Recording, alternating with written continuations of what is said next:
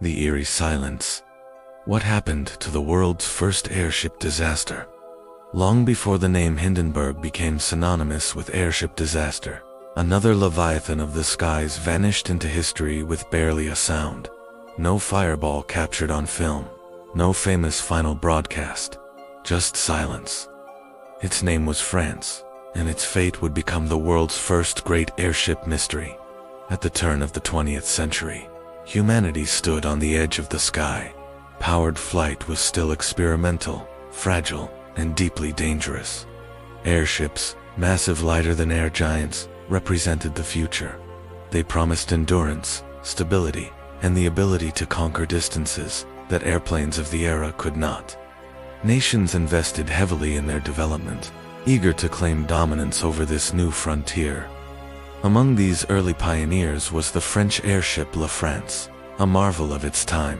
Sleek, elongated, and filled with hydrogen, it embodied technological optimism. To the public, it symbolized progress, proof that humans could master the air just as they had the seas. But behind the spectacle lay a sobering reality. Aviation was still an experiment, and every ascent carried unknown risks. On its final flight, France rose into the sky under conditions that seemed acceptable by the standards of the era. Weather forecasting was primitive, instrumentation was limited. Pilots relied heavily on visual cues and instinct. Once airborne, an airship was at the mercy of winds it could not fully predict or escape.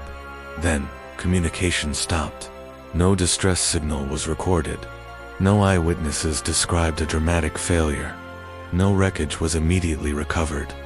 The airship simply vanished from the sky, leaving behind speculation instead of answers.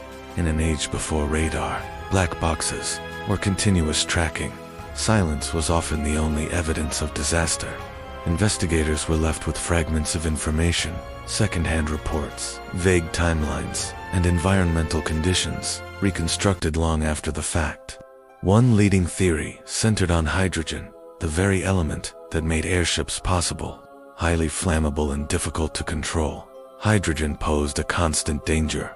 A small leak, ignited by static electricity or mechanical friction, could trigger a catastrophic failure without warning. Another possibility was structural collapse. Early airships relied on lightweight frames and fabric envelopes that degraded quickly under stress.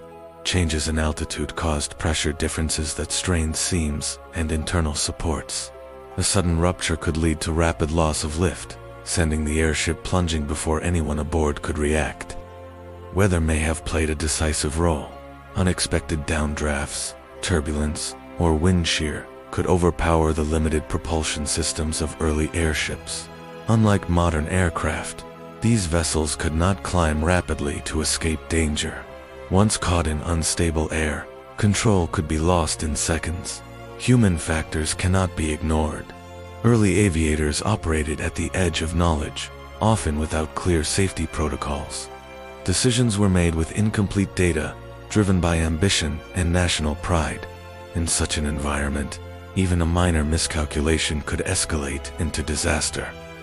What makes the fate of France so haunting is not just the loss itself, but how quickly it faded from public memory. Without dramatic imagery or surviving witnesses, the incident slipped into obscurity. Later catastrophes, more visible and more shocking, would come to define the risks of airship travel in the public imagination. Yet France represents something crucial, the moment when humanity first confronted the true cost of reaching the skies. Before aviation safety standards, before redundancy in regulation, flight demanded sacrifice.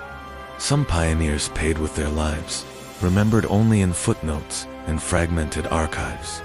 The lack of definitive answers has allowed the mystery to linger. Was it fire, structural failure, weather, or human error? Or a combination of all four, converging in a brief, fatal moment above a world not yet ready to understand what had gone wrong? In many ways, the silence surrounding France is its legacy. It reminds us that history does not preserve every tragedy equally. Some disappear not because they are unimportant, but because they occurred too early, before technology could record them, before society knew how to investigate them, and before the world was prepared to listen. The skies we take for granted today were built on forgotten failures, and somewhere in that long, uncertain ascent toward modern aviation, the airship France vanished, not in flames witnessed by millions, but quietly, leaving behind one of the earliest unanswered questions of human flight. Sometimes, the most unsettling disasters are not the ones we remember, but the ones history barely had time to notice.